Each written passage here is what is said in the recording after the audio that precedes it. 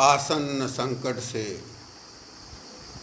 बड़ी भारी विपदा हम पर आने ही वाली है, उससे बेखबर और अपनी नासमझी में इतराए हुए हम जगत में घूमते हैं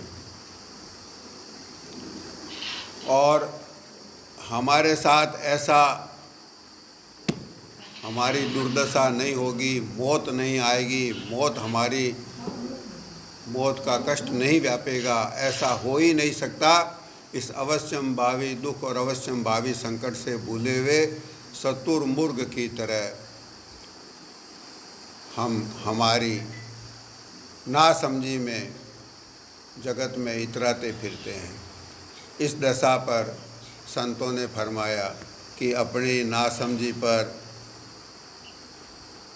इतराना बंद करो और सच्चे पूरे भेदी महापुरुषों की शरण में जाकर अब भी बचने का उपाय करना हो तो कर लो, क्योंकि जितनी पूंजी स्वासा की लाए थे वो तो हाथ से खिसकती जा रही है, खिसक गई।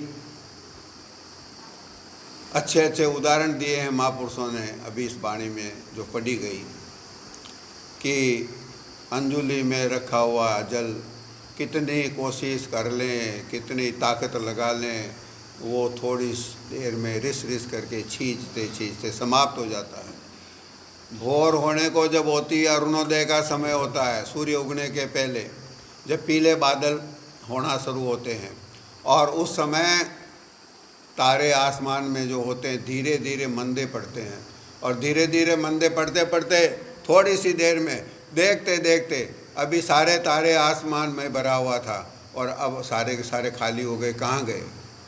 इसी तरह से हम सब लोग यहाँ से जा रहे हैं, इसी तरह से हमारे साथी चले गए और जो बाकी बचे हैं उनमें से किसी का कभी एक क्षण का कोई भरोसा नहीं, लेकिन फिर भी हमें जागृति नहीं आती। यही सबसे बड़ा आश्चर्य भी है, दुनिया का सबसे बड़ा आश्चर्य यही है कि बाकी सब हमें अनुमान लगता है, हमें ये पता है कि कल भूख लगेगी, हमें लगता है कुछ दिन बाद में बरसात का मौसम आने वाला है, किसान लोग अपने खेती की तैयारी करने शुरू कर दिए हैं, चावल धान की रोपाई के लिए बहन तैयार हो रहा है, लेकिन हमारे इस जगत से प्रस्थान करने के बाद में आगामी जीवन के लिए हमारी तैयारी बिल्कुल नदारद है ही नहीं।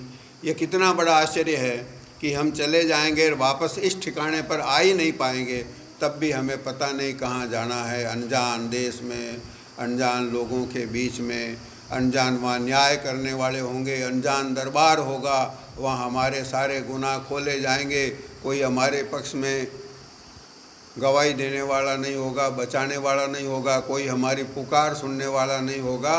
और उसके बावजूद भी, और ये कोई बहुत दूर की बात नहीं है, कभी भी हो सकता है। इसलिए यही सबसे बड़ा आश्चर्य है कि हम रात दिन ऐसा देखते हैं कि सब के सब काल के मुंह में जा रहे हैं, फिर भी जो बाकी बचे हुए लोग हैं वो सोचते हैं कि हमें यही रहना है, और उनमें, उन नादानों में हम भी हैं।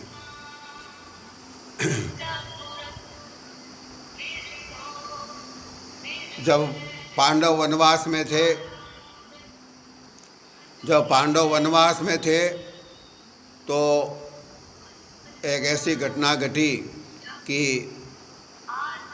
एक जगह वन में प्यास से घायल थे, पानी की खोज में चले गए। चारों भाई एक एक करके गए और एक सरोवर के पास गए, वहाँ गहरा अच्छा शीतल ठंडा जल भरा था और उसमें एक यक्ष रहता था। उस यक्ष ने कहा कि यहाँ से पानी भरने के पहले मेरे प्रश्नों का जवाब देना पड़ेगा।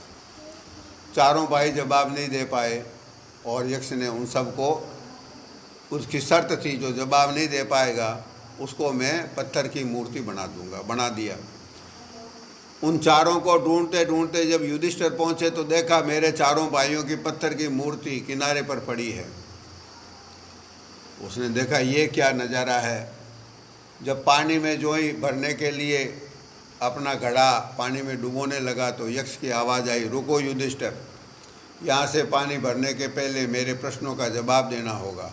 यदि मेरे प्रश्नों का उत्तर दे पाए तो तुम यहाँ से जल भी ले जा सकते हो और अपने चारों भाइयों को वापस जीवित ले जा सकते हो, अन्यथा तुम्हारे को भी पत्थर की मूर्ति होना ही पड़ेगा। युधिष्ठिर ने कहा कि ठीक है, आप प्रश्न पूछिए।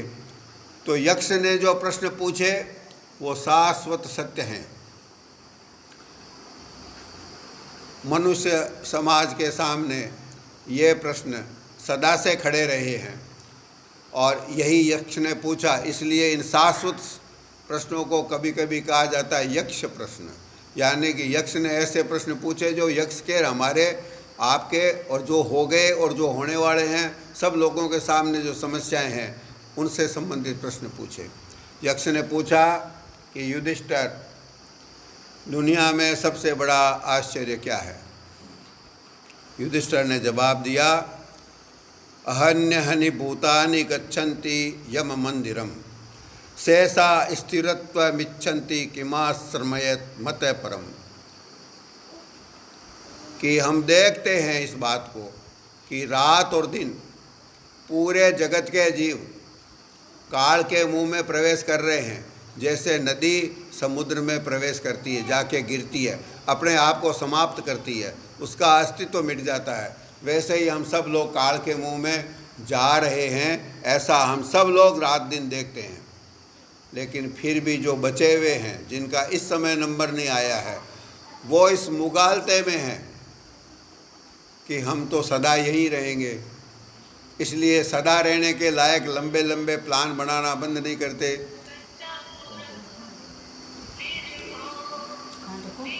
तो ये एक बहुत बड़ी गफलत है। इसी का नाम माया है। ये माया का असर है। कितना भी कोशिश कर लें, माया का असर मिटता नहीं। संतों ने कहा इस माया के धोखे से बाहर आ जाएं। मौत बहुत प्रबल होकर के दौड़ती हुई चली आ रही है और इस कलयुग के समय में मौत का तांडव नृत्य कुछ ज़्यादा ही विकराल हो गया है।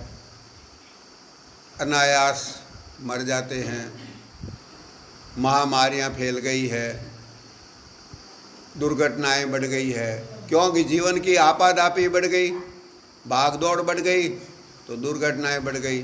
शरीर कमज़ोर होते गए तो बीमारियों का हमला और आक्रमण भी ज़्यादा होता है। संतों ने कहा कि अभी भी चेत जाओ, नहीं तो जो मनुष्य शरीर मिला है बड़े भाग्य से मिला है, दोबारा मिलेगा नहीं। सब ने इसको आमतौर पर खो दिया।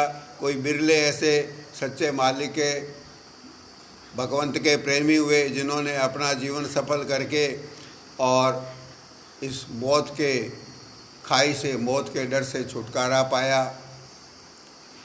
तो संत हमें चेताते हैं कि जो सबसे बड़ा सत्य है हमें वो दिखाई नहीं देता, बाकी सब बातें दिखाई देती है। हम कहते हैं हमें हमारे स्वार्थ की बातें दिखाई देती है। हमारा इसमें भला नहीं है कि हमारा इस जीवन के बाद का जीवन, इस जीवन की समाप्ति के बाद में जो जीवन आने वाला है उसका इंतज़ाम हो जाए। एक छोटी मोटी यात्रा में हम जाते हैं, बहुत बड़ा इंतज़ाम करते हैं, लेकिन जिस अनंत यात्रा पर हमको जाना है, जहाँ हमारा कोई साथी नहीं होगा, उसके बारे में हम गफलत में हैं।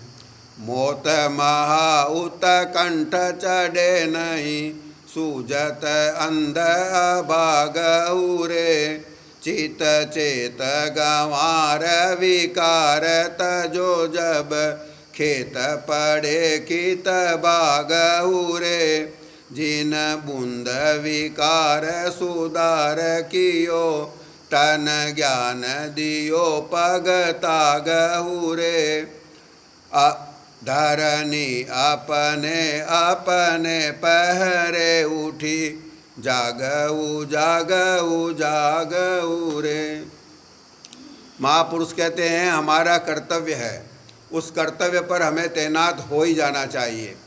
जिसकी नौकरी करते हैं, जिसकी गुलामी करते हैं, जिसके सेवक हैं, जो हमारे स्वामी हैं, उनकी हाजिरी क्यों नहीं बजाते?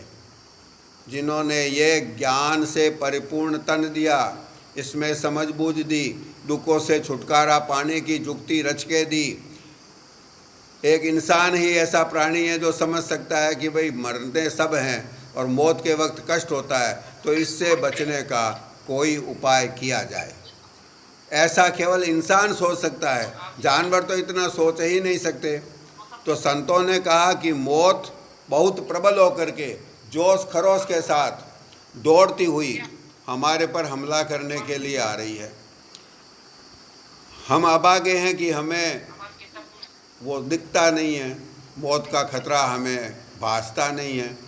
दूसरों को जाते हुए देखते हैं तब भी हम सोचते हैं कि इसका नंबर आ गया, उसका नंबर तो आ गया, वो तो बात, वो क्षण तो निकल गया, उसको तो वापस नहीं लाया जा सकता। उस क्षण को वापस नहीं लाया जा सकता। जैसा हो गया सो हो गया, सुधर गई तो सुधर गई और बिगड़ गई तो बिगड़ गई। लेकिन हमारा क्षण अभी हमारे हाथ में है, हम इसे सुधारने की कोशिश क्यों नहीं करते? जो चला गया उससे हम ये सीख क्यों नहीं लेते कि हमें अधोगति में न जाना पड़े, हमारा बचाव हो जाए, हमें वापस मनुष्य तन कम से कम मिल जाए, हमें भक्ति के रास्ते पर आने का मौका मिल जाए। इसी जन्म में भक्ति करके और सच्चे संत सद्गुरु की शरण लेकर के उनके बताए हुए रास्ते पर चल कर के हम अभी भी इस जीवन को सफल कर सकते हैं। इसलिए संतों ने कहा, नहीं सूझत अंध अभागा रे, तू अभागा है, सामने है जो चीज़ है, जो सत्य है वो दिखाई नहीं देता। चित चेत गंवार विकार तजो, चित से चेतो, चेतने की बात जबान से हम सब करते हैं। इस समय अपन चेतने की बात मैं कर रहा हूँ, व्यर्थ है यदि मैं स्वयं नहीं चेतता। सब लोग अपन बैठ करके सुन रहे हैं, लेकिन वो भी व्यर्थ है यदि हम वास्तविक तौर पर नहीं चेतते। हम ऐसी बात को सुन करके खुश हो जाते हैं, बहुत अच्छी बात हुई आज। अच्छी बात तो है ही, क्योंकि ये तो महापुरुषों की कही हुई है, अच्छी ही है। लेकिन अच्छा कहने से क्या फ़ायदा? इसका अमल यदि थोड़ा करें, ज़्यादा तारीफ करने के बजाय थोड़ा अमल कर दें तो ही फायदा होगा। इसलिए संतों ने कहा, चित्त से चेतो, जबान से चेतना की बात हम सब करते हैं।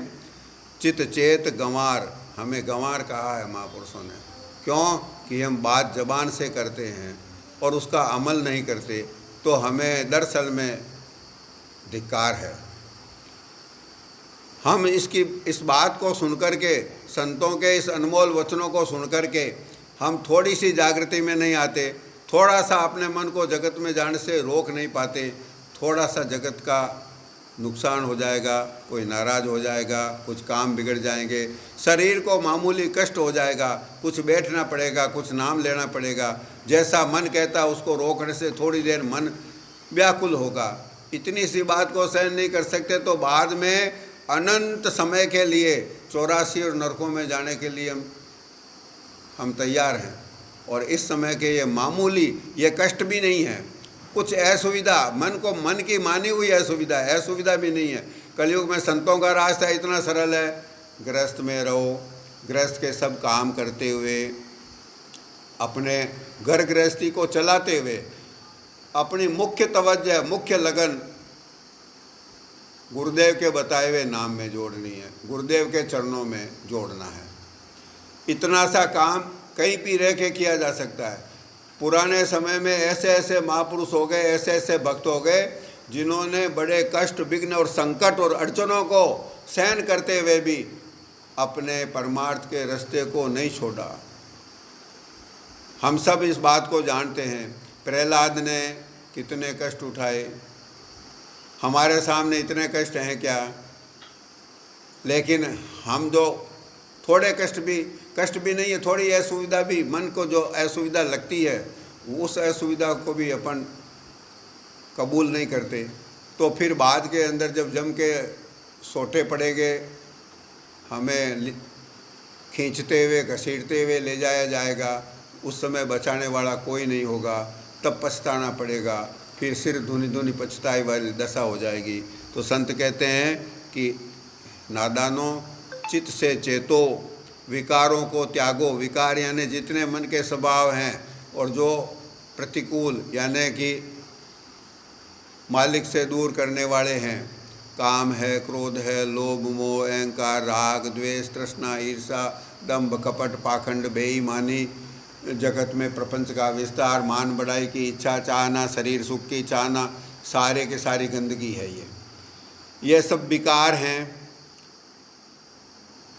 पहले से धरे हुए हैं। हम इनको, हमारी गलती, पहले हमने इन विकारों को हमारे हृदय में स्थान दिया है, गलती हमारी है। अब गलती यह है कि इन विकारों को कम करने की बजाय अभी इन्हीं को पाल पोस रहे हैं। यह गलती और है। जब तक हमें सच्ची सत्संग, सच्चे संत सद्गुरु का साथ, सच्चे महापुरुषों की कृपा पात्र बनने का मौका नहीं मिला था, तब तक जो हमने गलती की उसका नुकसान भुगत तो रहे हैं, लेकिन वो गलती क्षमा की जा सकती है। गुरुदेव क्षमा करने को तैयार हैं। लेकिन फिर हम अब भी वैसी ही गलती करें, तब मालिक ने जो इतनी बड़ी दया करके हमें सच्ची सत्संग से जोड़ा, मालिक ने पहले तो बड़ी दया करके मनुष्य शरीर दिया और 10 इंद्रियां संपन्न दिया। अभी इस समय हमें कोई ऐसी बीमारी लग जाए, कुछ लोग विकलांग पैदा होते हैं, कुछ दिमाग से ज़्यादा भोले होते हैं, कुछ लोगों को खाने पीने की भयंकर समस्या या कष्ट होता है, वो बेचारे पहले से ही अपने कर्मों से मजबूर हैं, तो उनको तो वास्तविक अड़चन है, वो क्या करें। हमारे पर तो अधिकांश लोगों पर मालिक ने बड़ी दया करी, हमें सब तरह से ठीक ठाक मनुष्य शरीर दिया, अच्छे घरों में हमें जन्म दिया।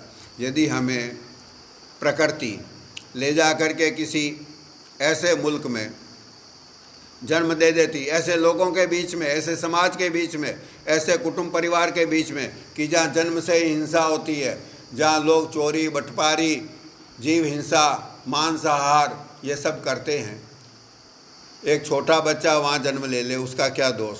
उसे बचपन से ही, जैसे अपने यहाँ छोटा बच्चा होता है 8, 9, 10 महीने का होता है, तो माताएं उसको 2-2 चावल के दाने उसके मुंह में रख करके उसे खाना सिखाती है।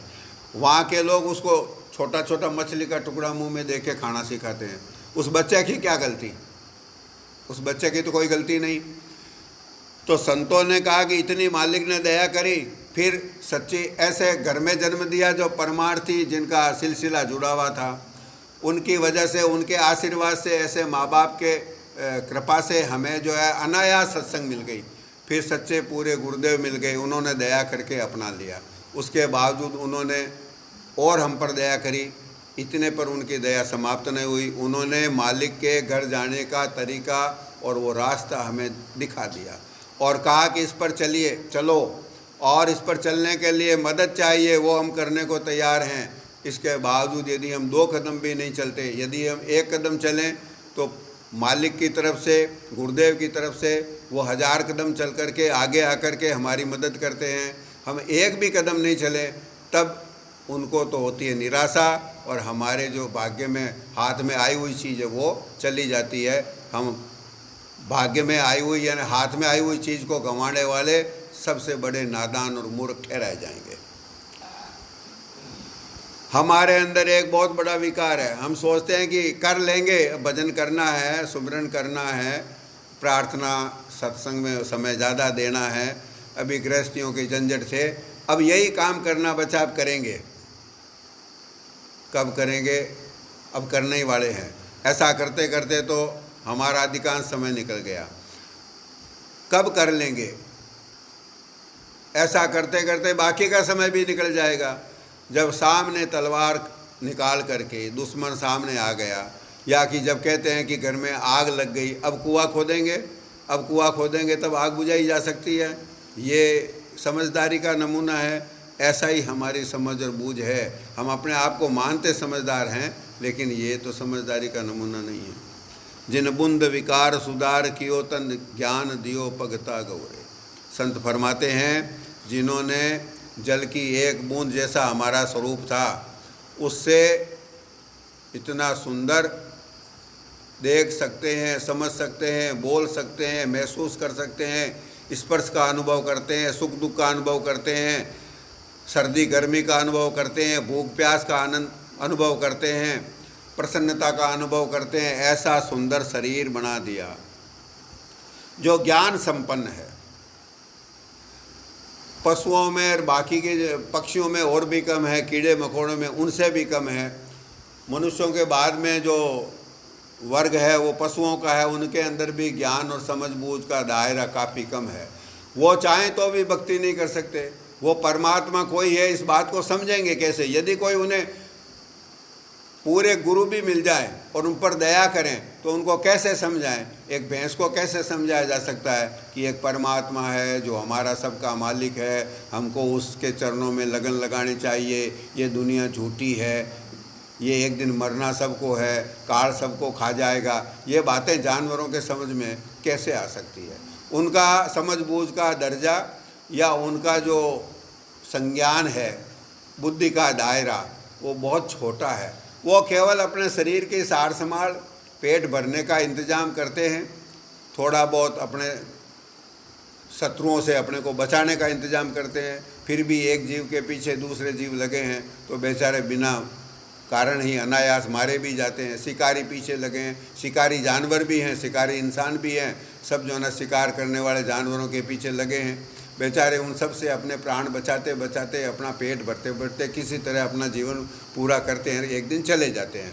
वैसा ही यदि हमने किया कि अपना पेट भरने का इंतज़ाम किया, शरीर को बचाने का इंतज़ाम किया, कुल परिवार को पालने का इंतज़ाम किया, बाल बच्चों का भरण पोषण और पालन पोषण जानवर भी करते हैं, पक्षी भी करते हैं, वैसा ही यदि हमने किया तो हमारे में और जानवरों में फिर दो बात का फर्क रह गया। एक तो उनके सींग हैं और अपने सींग नहीं हैं, एक उनके पूँछ है और अपने पूँछ नहीं है, बाकी तो हम पशु जैसे ही हुए।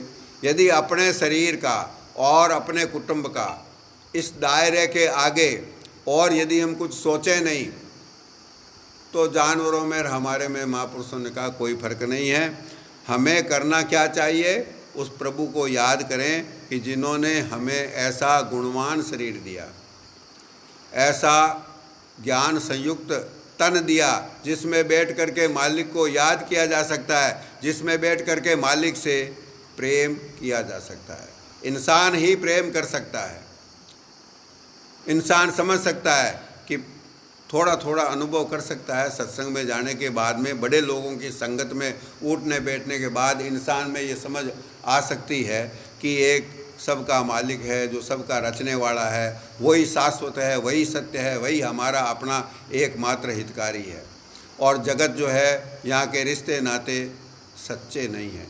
इस बात को चाहे हम स्वीकार कर पाएँ, मुश्किल से स्वीकार करें, सरलता से स्वीकार करें, करना तो पड़ेगा।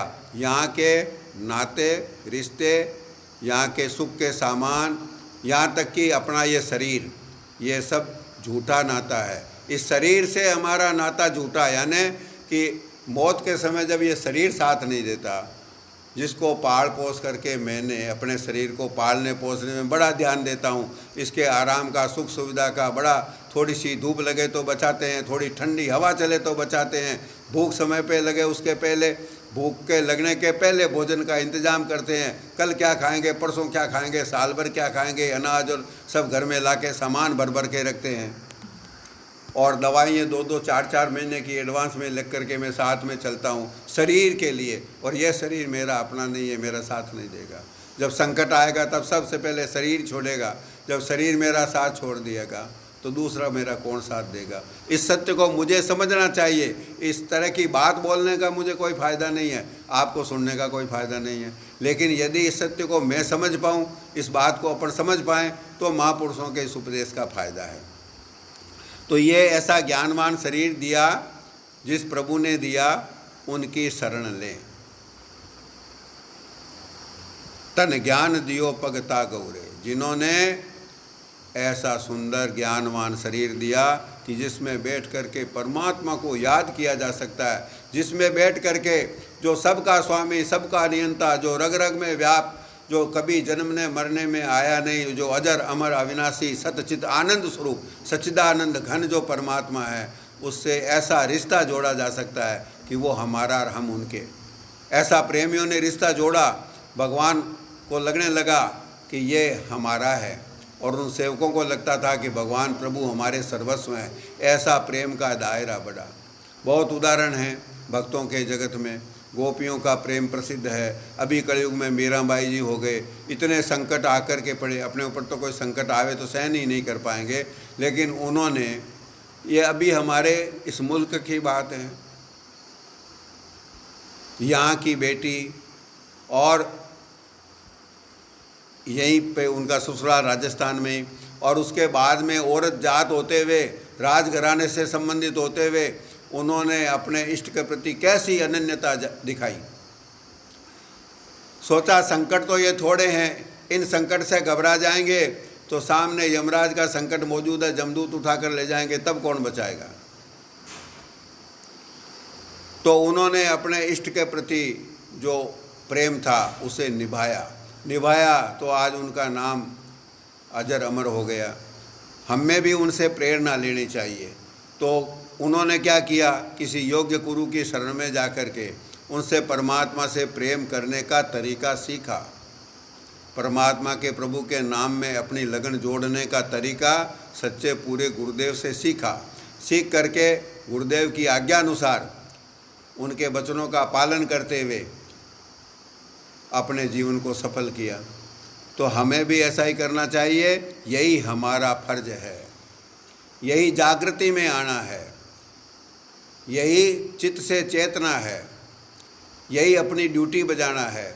जिन्होंने ये शरीर दिया, जो रोज़ सुबह शाम दिन उगने के पहले हमारे भरण पोषण का इंतज़ाम करता है, उस मालिक को हम भूले हुए हैं और अपने कुल परिवार के लोगों के सुख दुख से सुखी दुखी होते हैं, शरीर के सुख दुख से दुखी सुखी होते हैं, दुनिया के लाभ से खुश होते हैं, दुनिया की हानि से उदास हो जाते हैं, दुखी होने लग जाते हैं।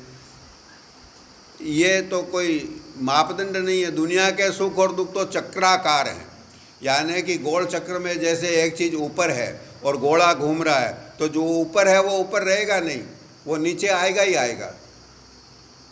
कैसे ऊपर रह सकता है? गोल चक्र में चीज़ है, चक्र घूम रहा है, तो ऊपर वाला नीचे, नीचे वाला ऊपर आता जाता रहेगा। तो इस तरह से जिसके यहाँ आज सुख है उन्हें सुख के मुगालते में नहीं रहना चाहिए, और जहाँ दुख है उनको भी निराश नहीं होना चाहिए। यह दिन कभी सदा रहते हैं, सुख दुख किन में नहीं आए। हमारे सनातन धर्म में और इस आर्यावर्त में यानी हिंदुस्तान में सबसे ऊंचा आदर्श भगवान राम का है। हिंदू संस्कृति के वे सूर्य हैं।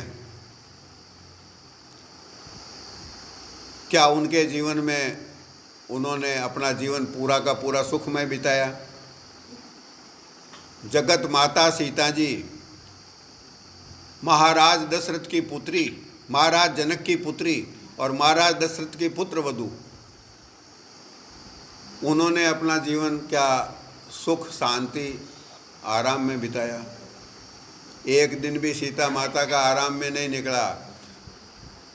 पिता के घर से शादी होकर के आई तो जब राज सिंहासन पर बैठने का समय आने वाला था, उसके पहले जिन्होंने कभी पैदल जंगल देखा ही नहीं था, जिन्होंने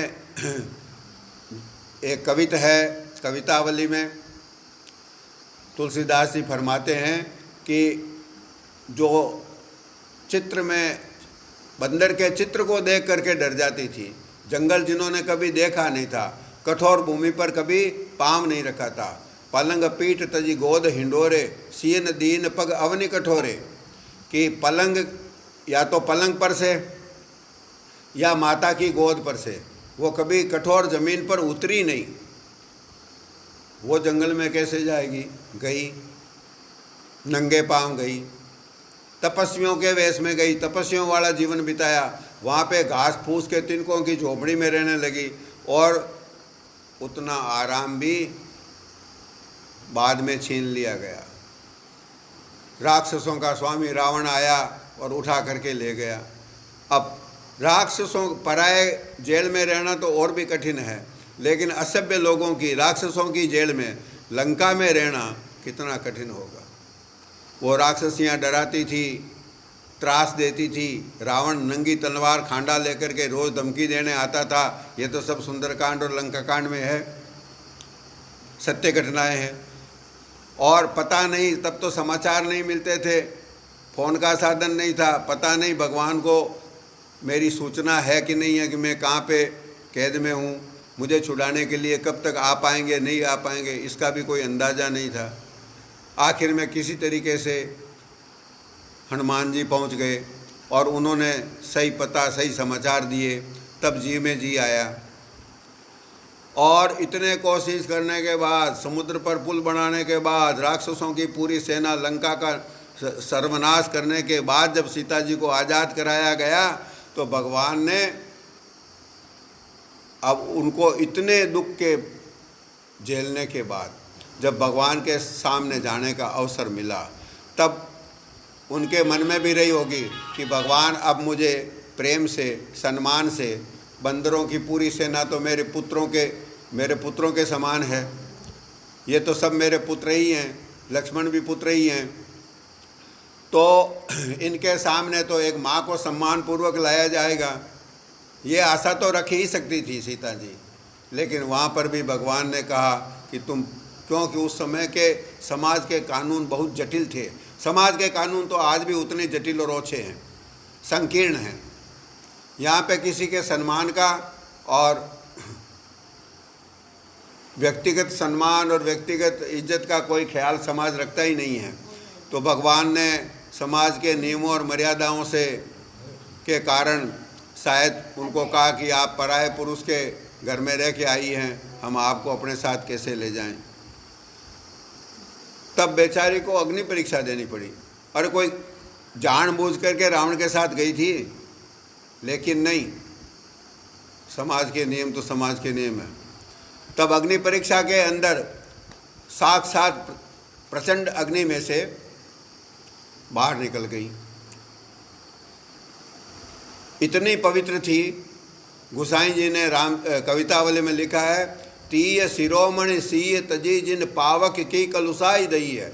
इतनी पवित्र सीता जी कि अग्नि तो हमेशा पवित्र मानी जाती है, इसीलिए तो अग्नि परीक्षा देने के लिए भगवान ने कहा। लेकिन सीता जी अग्नि से ज़्यादा पवित्र थी।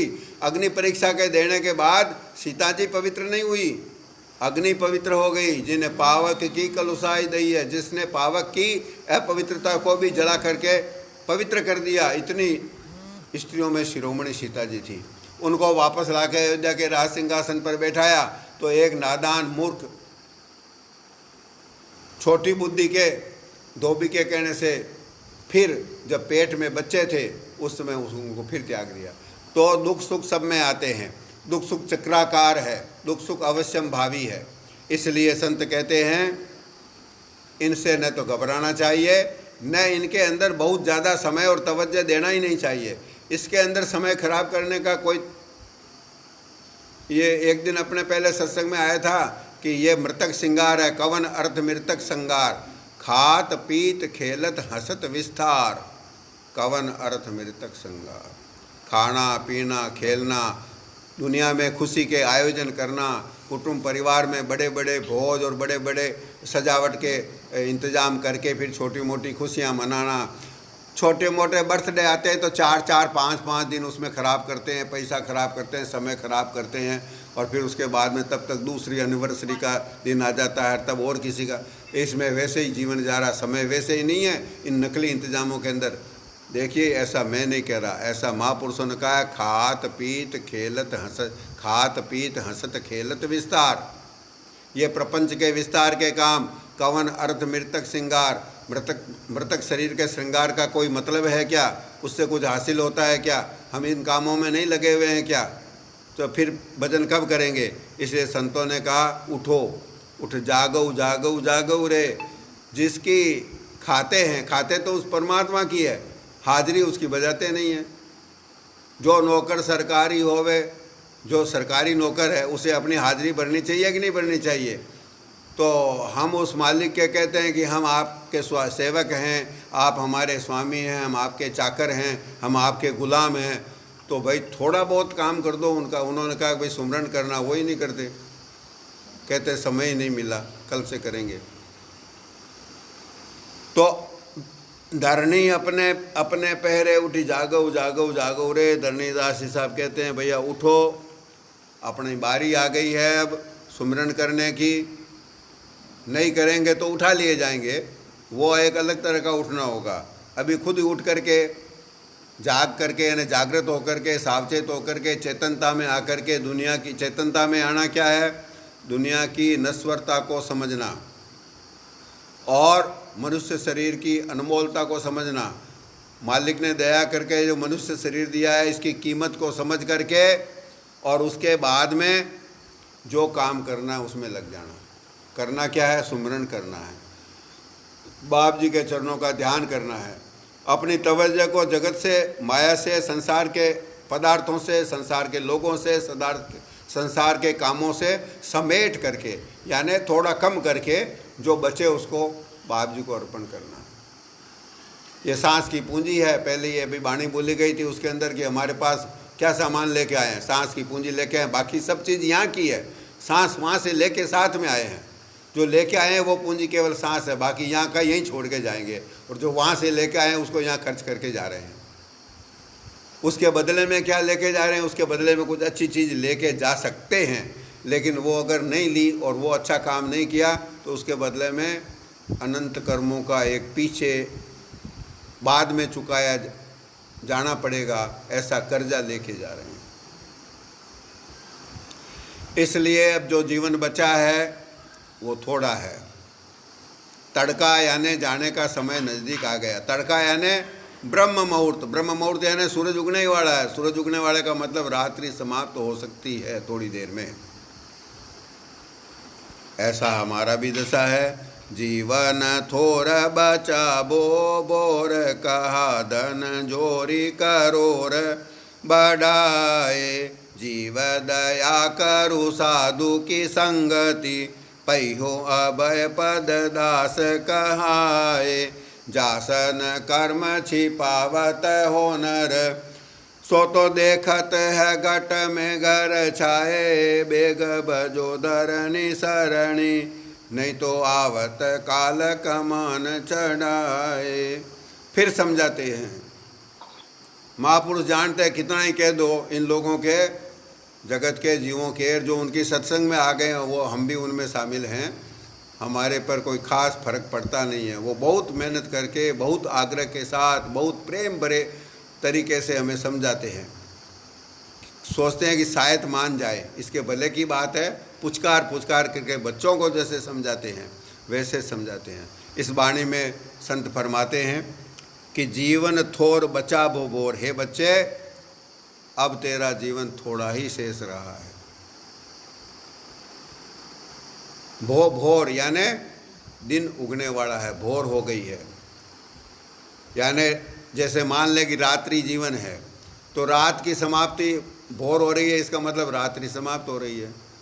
बुढ़ापा आ रहा है, इसका मतलब है रात्रि, तो अगर बीच में अनायास जीवन न चला जाए तो भी भोर हो रही है। समय के ऊपर तो जीवन जाएगा ही जाएगा। तो जीवन थोर बचाबो भोर, कहा धन जोर करोड़ बढ़ाए। अब यदि धन पहले से ही है और हम उसमें और वृद्धि करने में अभी भी लगे हैं। एक दो आदमियों को मैं ऐसा जानता हूँ जो कई बार कहते हैं कि पैसे ऐसे का क्या करना है, कितना भी बैठ के खाएं, अब बाकी के जीवन में कम तो होने वाला नहीं है। इसलिए उनको वास्तव में, उनको मैं निकट से जानता हूँ, नाम नहीं ले सकता, उनको पैसे से वास्तव में ज़्यादा लगाव नहीं है। कहते हैं कोई खास पैसे का क्या करना है, खाने के लिए, खाने पीने के लिए, जीवन निर्वाह के लिए बाप जी ने इतना दिया है कि अब बाकी के जीवन में इसकी कमी नहीं आएगी। इसलिए पैसे कमाने में उनकी तवज्जो नहीं है। हालांकि परमार्थ में तवज्जो तो मालिक पूरी देंगे जब लगेगी, लेकिन यह भी एक बहुत बड़ी बात है। नहीं तो चाहे कितना ही जीवन थोड़ा बचा हो और पहले मालिक ने काफ़ी दिया हुआ हो, तो भी और बढ़ाने की तो कौन कोशिश नहीं करता। हम सब तो इसी काम में लगे हैं। तो कहा धन जोर करोड़ बढ़ाए, क्यों करोड़ों के ऊपर और करोड़ बढ़ा रहे हैं, क्या करना है। आम तौर पर तो हम देखते हैं कि सभी छोड़ के जाते हैं, और इसकी बजाय यदि बाप जी से नाता जोड़ लें तो संकट भी आते हैं, पैसे की कमी की समस्याएं भी आती है। लेकिन कई बार बाप जी अपने शरणागतों को उन समस्याओं से ऐसा निकालते हैं ऐसा निर्लेप बाहर निकाल देते हैं कि समस्याएं छू नहीं पाती, अनायास उन लोगों का काम हो जाता है सरलता से। आखिर तो मालिक की दया ही फलेगी। हमारी कोशिश और कमाया हुआ धन किसके, हम देख रहे हैं कि किसके साथ गया, किसके काम आया, किसी के साथ नहीं गया, किसी के काम नहीं आया, किसी के काम आएगा भी नहीं, हमारे काम भी आएगा नहीं। इसलिए अरे आएगा तो आएगा, अभी तो ज़्यादातर तो मालिक ने दया करके जैसे जैसे बुढ़ापा आता जाएगा, शरीर कमज़ोर होगा, बीमारियां धीरे धीरे लगेगी, नहीं लगेगी तो बुढ़ापा अपने आप में कमज़ोरी है, बुढ़ापा अपने आप में एक बड़ी बीमारी है। डॉक्टर के पास जाएंगे तो डॉक्टर कह देंगे, अब आजकल कहते हैं कि प्रोटीन कम लो, यूरिक एसिड बढ़ रहा है, कहते हैं कि फैट यानी चिकनाई यानी घी तेल कम खाओ क्योंकि ब्लड प्रेशर रक्तचाप बढ़ रहा है। फिर कहेंगे शक्कर कम खाओ, शुगर का लेवल खून के अंदर शक्कर की मात्रा बढ़ रही है। फिर कहते हैं नमक भी कम खाओ क्योंकि ब्लड प्रेशर बढ़ रहा है। तो क्या खाएं? एक हमारी बड़ी बहन थी सत्संगी, बहुत अच्छे विचारों की थी, थोड़े भारी शरीर की थी, तो ब्लड प्रेशर बढ़ गया, डॉक्टर से दवा लेने के लिए जाती रही, तो भी परहेज कम था, तो ब्लड प्रेशर दवा लेने के बावजूद भी कम नहीं होता, तो फिर जाती, चक्कर आते, सर दुखता, भन्नाता, तो फिर जाती। तब डॉक्टर ने एक दिन जांच करने के बाद में कहा ब्लड प्रेशर तो आपका कम नहीं हो रहा, सो नहीं हो रहा है, अब आपका शुगर लेवल बढ़ रहा है, आपको डायबिटीज़ हो गई है, अब आप शक्कर भी नहीं खा सकते।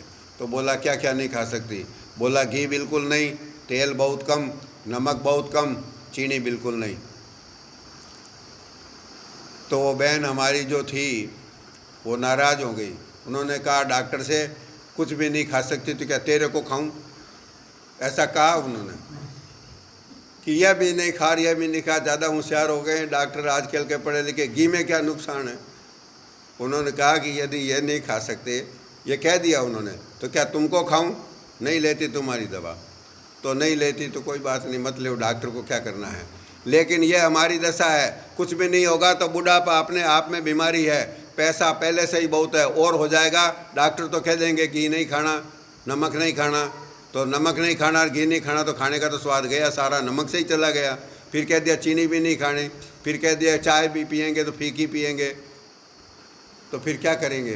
कुछ नहीं करेंगे, चले जाएंगे। इससे अच्छा है कि इस समय जो है माड़ा फेरने में लग जाएं, सुमरन करने में लग जाएं, कुछ भलाई का काम कर लें और बाकी जीवन अपना अपने गुरुदेव को अर्पण कर दें।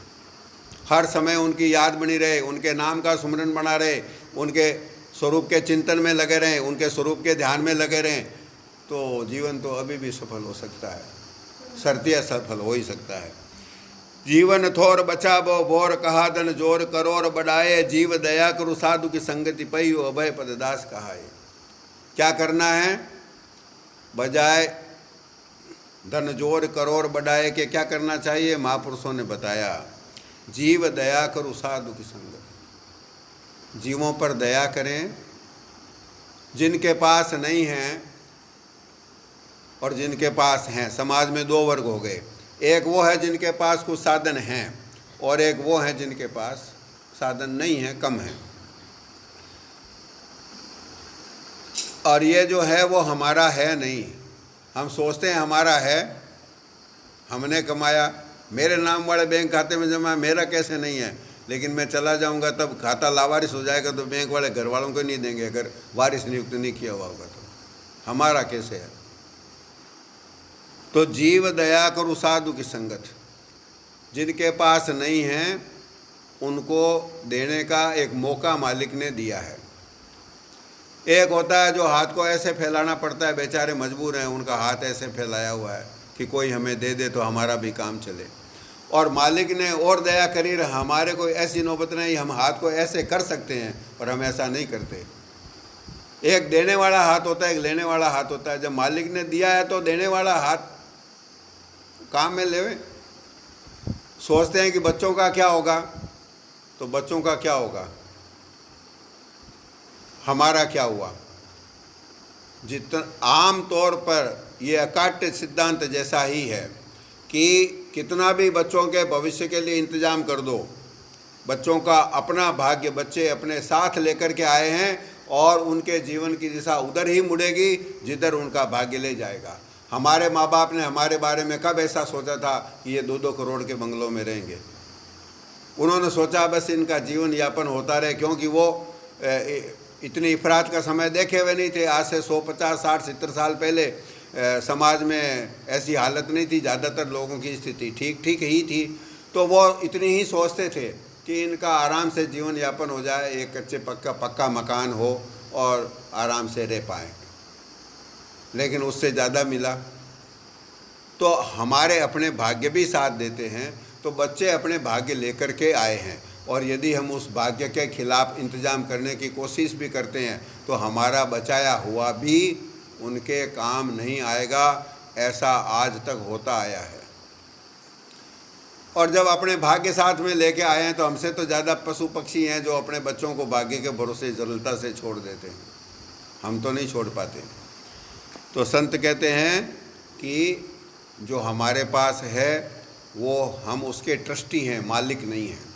मालिक होते तो हम चाहे जैसा करते, चाहे जैसा नहीं कर पाते। इसका मतलब है कि हम मालिक नहीं हैं। मालिक तो जो सबका है, पूरी सृष्टि का है, पूरी रचना का है, पूरी जगत का है। माया का स्वामी भी वही है। जब वही मालिक है तो फिर वो जैसा चाहेगा हमारा करेगा। जो हमारे पास संपत्ति है वो उसकी दी हुई अमानत है, उसको उसी की रजा के अनुसार काम हम ले सकते हैं। उनकी आज्ञा जिस काम में हो, जिस काम में उनको प्रसन्नता हो। जो जगत में ऐसे जीव हैं, प्राणी हैं, इंसान हैं कि जो आवश्यकता है, जिनको जो तकलीफ़ में हैं, उनकी मदद की जा सकती है। और मदद के अंदर भी भावना ये रहनी चाहिए कि मैं मदद नहीं कर रहा। जब चीज़ मेरी है ही नहीं तो मैं मदद कैसे कर सकता हूँ? मेरी चीज़ से मैं मदद कर सकता हूँ। यदि मेरे पास किसी दूसरे की अमानत है तो उसकी आज्ञा अनुसार खर्च करता हूँ, तो मैं तो केवल जो है ना ट्रस्टी हूँ, न्यासी हूँ। मेरे पास तो जो चीज़ है वो उसका मालिक कोई और है, उसकी प्रसन्नता के लिए उसी की तरफ से खर्च किया जा सकता है। इतना करके हम गुरुदेव को और मालिक को अनायास प्रसन्न कर सकते हैं। यदि निष्काम भाव से, यदि फल की इच्छा को छोड़ करके और यदि कर्ता भाव से रहित होकर के, अभिमान से रहित होकर के, नम्रता के साथ, दीनता के साथ किसी की मदद की जाए।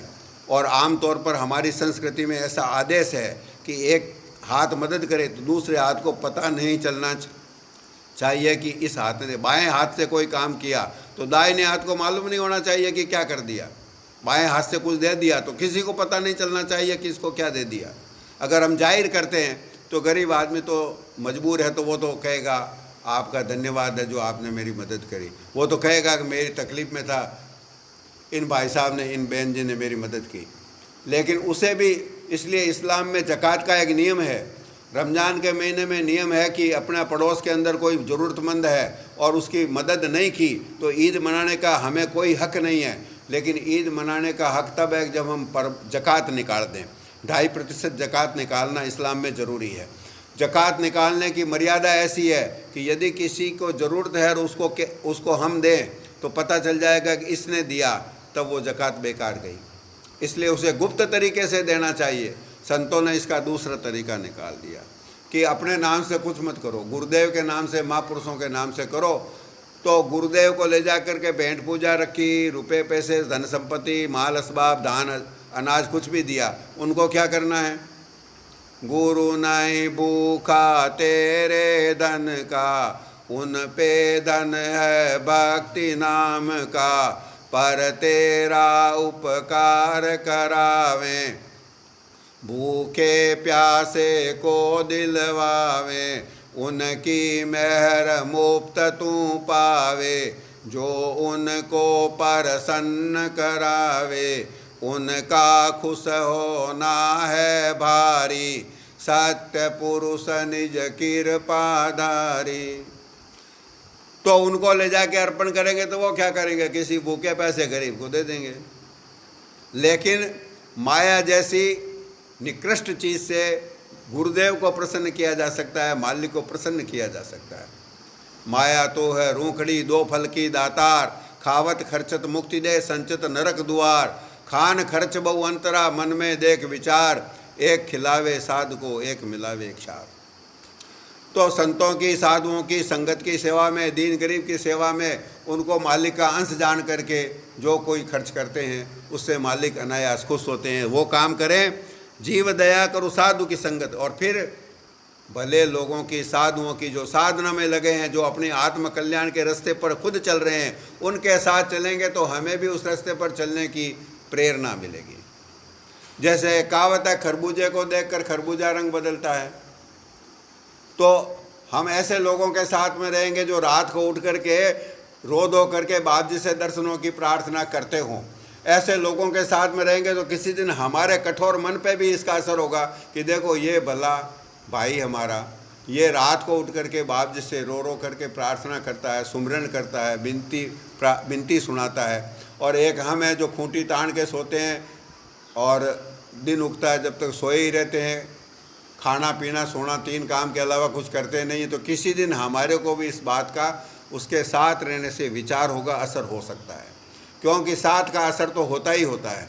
इसलिए जीव दया करो साधु की संगत, साधुओं की यानी जो साधना में लगे हैं ऐसे लोगों की संगति में रहें, तो हम भी सेवक बन करके बाप जी के चरणों में अभय स्थान प्राप्त करेंगे। बाप जी का सेवक बनना भी सबसे बड़ा अभय पद है। और यदि बाप जी के सेवक का धर्म सच्चे तौर पर निभा सकें, जगत से उपराम होकर के बाप जी के चरणों का प्रेम हमारे दिल में बस जाए, तो हमारा जीवन सफल होगा, हमें बाप जी के चरणों में ही बासा मिलेगा। उस बात की लगन हमारे मन में लगी रहेगी कि कब हमें बाप जी अपने चरणों में स्थान दें। हे बाप जी दया करें, मुझे जगत से हटा दें, ये माया मेरे दिल से दूर कर दें, मेरा मन माया की तरफ दौड़ता है, बाप जी दया करो, बचाओ। तो बाप जी सुनेंगे। कबों के दीन दयाल के बनक पड़ेगी कान, क्यों नहीं कान पड़ेगी, सुनेंगे। और यही लगन लगी रही तो आखिर में फिर क्या होगा, अंत समय में इसी लगन के साथ यदि शरीर त्याग दिया तो बाप जी के चरणों में जाएंगे। अंत मता सो गता, आशा तहाँ बासा, सुरता तहाँ मुकाम। आखिरी में बाप जी के दर्शनों की प्यास को लेके जाएंगे तो फिर हमारी आत्मा अधोगति में कैसे जा सकती है, जाएगी तो बाप जी की तरफ जाएगी। और वो कब होगा, जब जीवन भर इसकी कोशिश करेंगे। सोचते हैं कि अभी तो दुनिया के काम कर लें, आखिरी में माड़ा फेर लेंगे। आखिरी में माड़ा फेरना मेरे और आपके हाथ की बात है क्या। रामचरितमानस में गोसाई जी ने फरमाया, बाली खुद कहता है भगवान से, जन्म जन्म मुनि जतन कराही, अंतराम कही आवत नाही। ये सच्चा सत्य है, ये महापुरुषों का अनुभव है कि जन्म जन्मों तक ऋषि मुनियों ने कोशिश की और कोशिश करते करते बेचारों ने कई जन्म बिता दिए। पिछले जन्म में कोशिश करते रहे, अगले जन्म में फिर उसी कोशिश में लगे रहे, तो भी आखिरी समय में मुंह से कहने के लिए राम नहीं निकलता। तो हमारे से कैसे निकले, हमारे को कैसे याद आ जाएगा वो मालिक का नाम। तब आएगा जब जीवन भर इसकी कोशिश करेंगे तो फिर मालिक भी दया करेंगे और उनकी दया से हमारी कोशिश से आ सकता है। सोचें कि आखिर में ले लेंगे, आखिर के अंदर ये बात कहने की नहीं है, समय आ गया या सामने उदाहरण आ गया इसलिए रहा नहीं जाता, कह देते हैं। 1-2 सत्संगियों को मैंने देखा, आखिरी समय में उनके पास, अब वो तकलीफ़ के समय में हैं, दूसरे सत्संगी वो भाई जाते हैं प्रेमी, कहते हैं चलो बैठ के आपके पास, उनको कहते हैं पाठ करें, वो कहते हैं नहीं पाठ मत करो, मुझे घबराहट होती है, नहीं बंद कर दो। सचमुच में ऐसा हमारे साथ भी हो सकता है। यदि हम जीवन भर लगन नहीं जोड़ेंगे तो ऐसा क्यों नहीं होगा। काल तो मौका देखता है, मन उसका दूत हमारे अंदर ही बैठा हुआ भ्रमित करता है, वो मन कह देगा नहीं सुहाता मुझे। इसलिए करना है तो आज ही करना पड़ेगा। अब उस समय ऐसी दशा हो जाए तब भी सत्संगी तो शायद बच जाएंगे, क्योंकि अपने बाप जी का बिरद बहुत बड़ा है, इतना महान उनका बिरद है, इतनी दया है, इतनी क्षमा है कि हम जैसे घोर नरकी जीवों का भी गुजारा बाप जी के चरणों में होता आया है, इसलिए हमारा भी होगा। लेकिन ये हमारा फर्ज नहीं है, ये कोई तरीका नहीं है कि जीवन भर उनको याद नहीं करें और आखिरी समय में कहते हैं कि नहीं उनकी चर्चा मत करो, तो भी वो दया करके संभाल लेते हैं, वो अलग बात है। हमने तो हमारी लुटिया डुबो दी, सत्संगी कर लाने के लायक कैसे हुए। इसलिए आज से रबी से कोशिश करें, जीव दया करो साधु की संगति पई अभय पद दास का से सच्चे दास बने। जासन कर्म छिपावत हो सो तो देखत है घट में घर छाए। हम सोचते हैं कि जितने हम काम करते हैं इनका मालिक को क्या पता चलेगा। पता तो इसलिए चल गया कि वो हमारे घट में ही बैठे हैं। हम इस गलतफहमी में हैं, इस मुगालते में हैं कि हम उनसे छिपा लेंगे। लेकिन कैसे छिपाएंगे? जो हमारे घट के अंदर ही बैठा है। ये बाप जी साहब के फरमान हैं, उनके वचन हैं कि हमारे मन में एक संकल्प उठा अच्छे काम का या बुरे काम का, हमने उस काम को किया या नहीं किया। बाप जी को अभी पता चल गया कि मैंने किसी के बारे में बुरा सोचा, बाप जी को तो पता चल गया। गुरुदेव तो घट में विराजमान हैं। तो जो हमारे घट में ही जिन्होंने अपना डेरा बना रखा है, जो हमारे घट में ही विराजते हैं, ये हमारा घट मंदिर ही जिनका महल है, उनसे कैसे छिपाएंगे? तो उनसे नहीं छिपाएंगे, उनको तो पता चलना ही चल गया।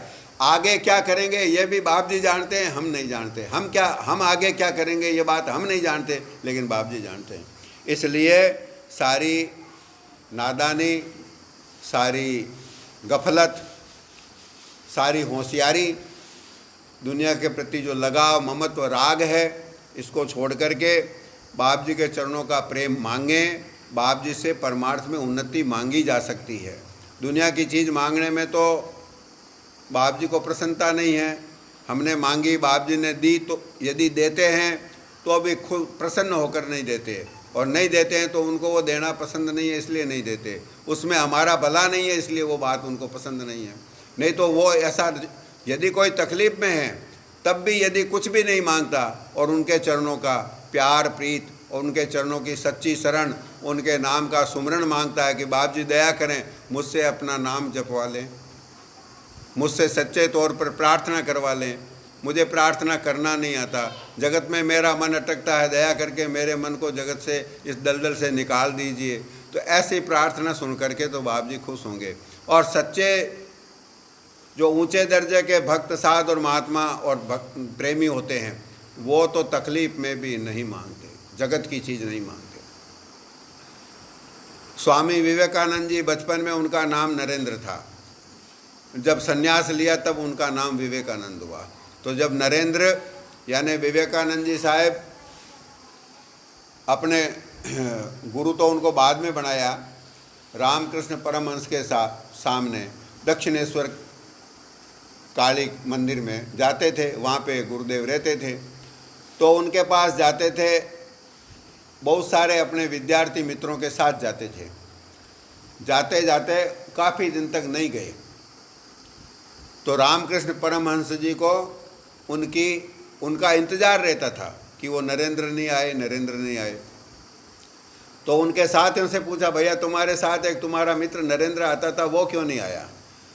तो साथियों ने कहा कि महाराज वो क्या बताएं, वो बड़ी तकलीफ़ में है, उसके पिताजी का असमय देहांत हो गया, माताजी बीमार है, आर्थिक तंगी में है, पढ़ाई बीच में छोड़नी पड़ी है, वो इस वजह से परेशान है तो आ नहीं पाया। तो रामकृष्ण परमहंस ने कहा कि उसको बोलना कि हमने उसे याद किया है, बुलाया है, भाई समय निकाल के आया कर, हम तो इंतज़ार करते रहते हैं, वो कब आएगा, वो आया ही नहीं। उसको बोलना कि परेशानी तो है ज़रूर, लेकिन समय निकाल के आए।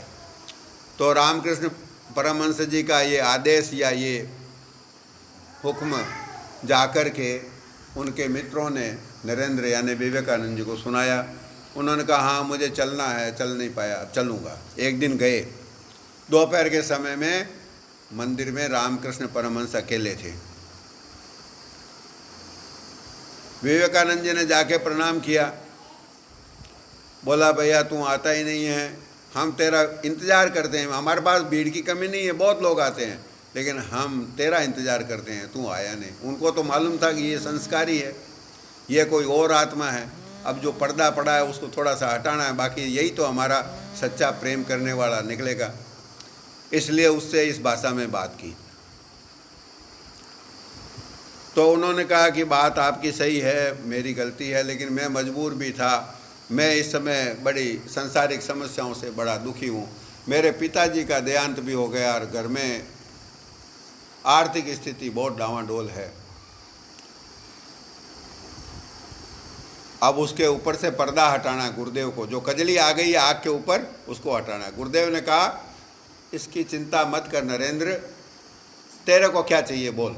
अच्छा, इस समय ऐसा करते हैं, सामने काली माता का मंदिर था, उसी मंदिर में रहते थे, तो सामने जो गर्भगृह में मूर्ति लगी थी, बोला, हाथ से इशारा करके बोला, जा माता के पास जाकर के इस समय जो कुछ चाहता है वो मांग ले, मैं आज्ञा देता हूँ, तू माता से जो तेरी इच्छा वो मांग ले, मेरा विश्वास है कि तुझे वो माता से मिल जाएगा।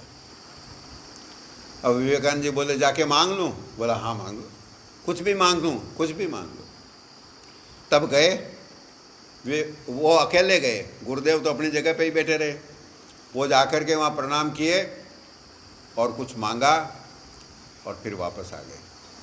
गुरुदेव जानते थे कि ये क्या मांगेगा, तकलीफ में है, वास्तविक तकलीफ में है, उससे चिंता में भी है, लेकिन ये क्या मांगेगा ये तो गुरुदेव जानते थे। या जो कुछ उनसे मंगवाना था, चाबी या डोरी या करंट, जैसे कहते हैं बिजली के तार में करंट होता है लेकिन स्विच से कंट्रोल किया जाता है, तो कंट्रोल तो गुरुदेव के हाथ में था। गुरुदेव ने कहा मांगा है? हाँ मांगा है। क्या मांगा पुत्र? बोला कि वो दुनिया की चीज़ या धन संपत्ति तो मैं मांग नहीं पाया, है तो ज़रूरत उसकी, लेकिन मैं मांग नहीं पाया। मैंने सोचा कि ऐसा अनमोल मौका आपने दे दिया कि कुछ भी मांगूंगा तो मिल जाएगा, तो ऐसे अनमोल मौके को दुनिया की रुपए पैसा धन संपत्ति मांग करके क्यों नष्ट किया जाए। ये तकलीफ़ तो आज है, रहेगी तो रहेगी, चली जाएगी तो चली जाएगी। मैंने तो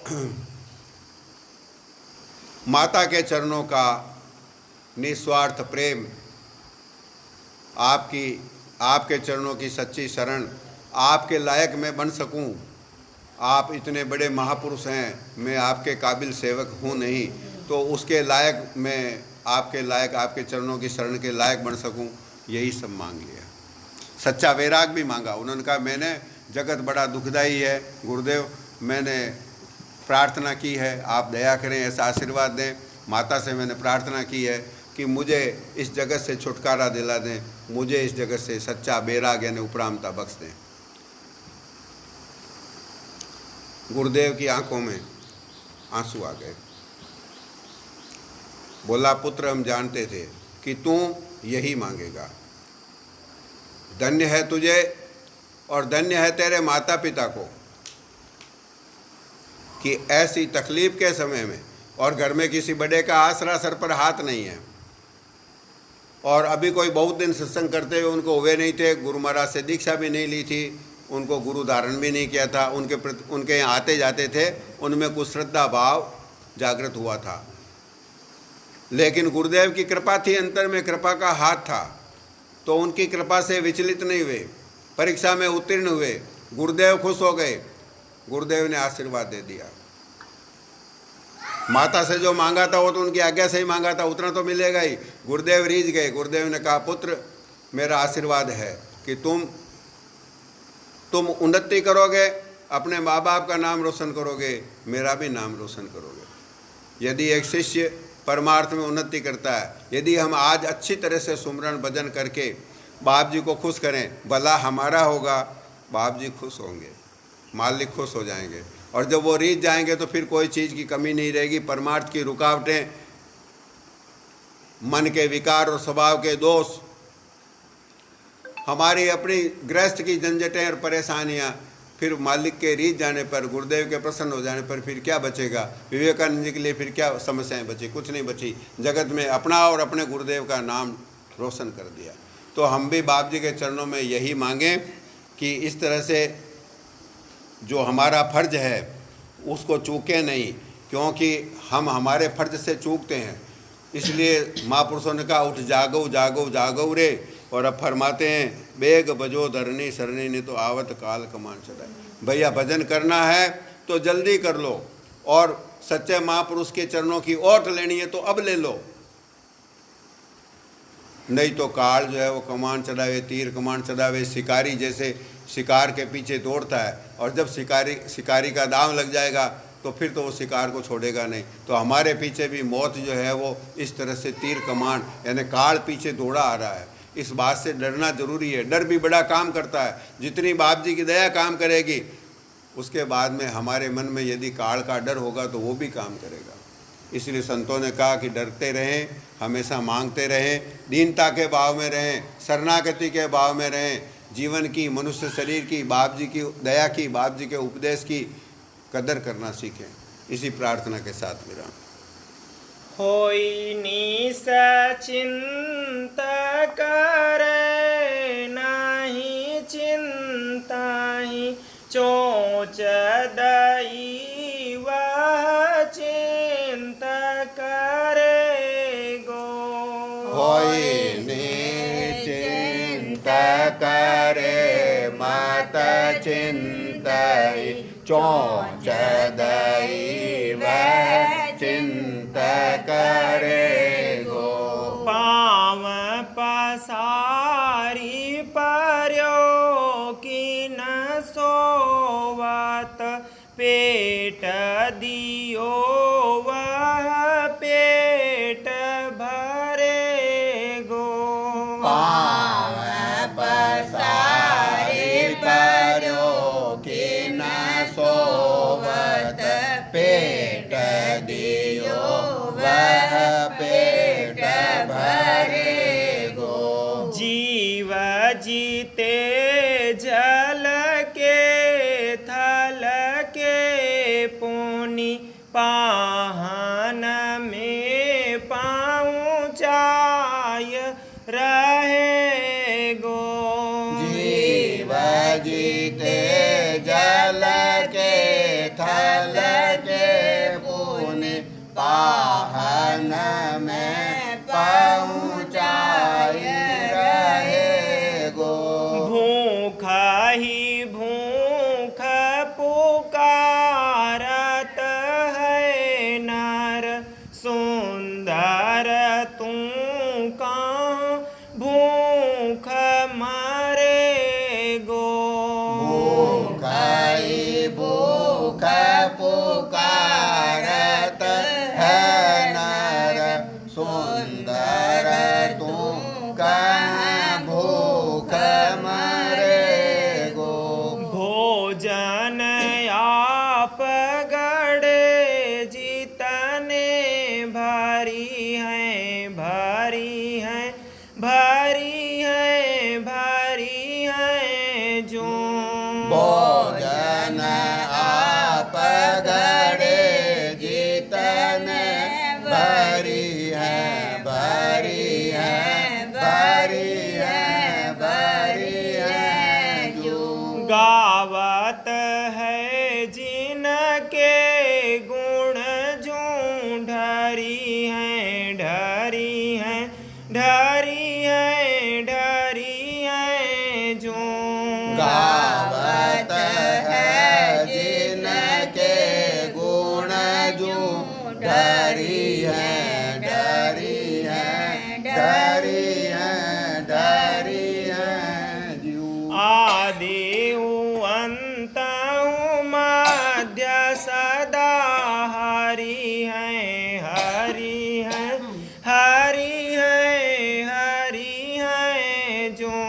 आदि हूँ अंत हूँ मध्य सदा हरि है हरि है हरि है हरि है जो। सुंदर दास सहाय सही करी है करी है करी है करी है जो। सुंदर